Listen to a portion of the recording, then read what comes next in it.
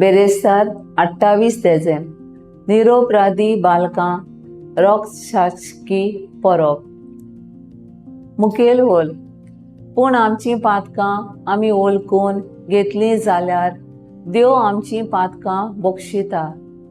नियाला कादार बापूय कसो जायते फावटी हांवें भुरग्यां तांय पोतिनी तांय वावराच्या जाग्यार फोटी उलयल्यात। जायते फावटी हांवें त्यो मानूनय घेतल्यात।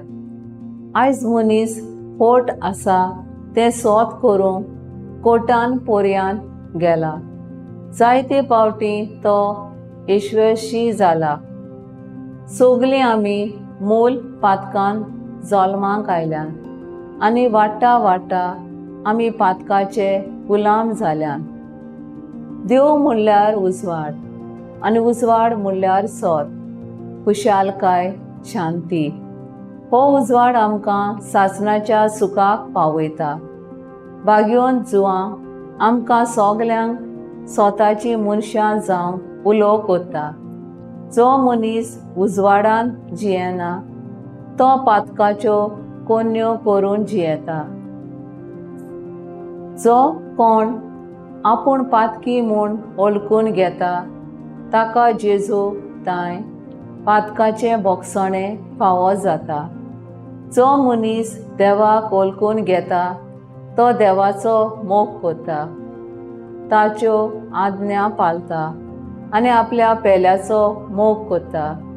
श्रोतान देव आमकां आमच्या पातकांतली मेकळी कोत्ता म्हूण देवाक आर्गां दिता। शिव वर्तमानान हेरोद राजा आपली राजवडकी सांबाळूंक निरोपराधी बालकाचो जीव काडटा। जेजू पासत तीं आपलो जीव दिवन पयलीं बागयोन बालां जातात। आयज आमी पदवी राजवडकी सांबाळूंक कितेंय करूंक तयार आसात।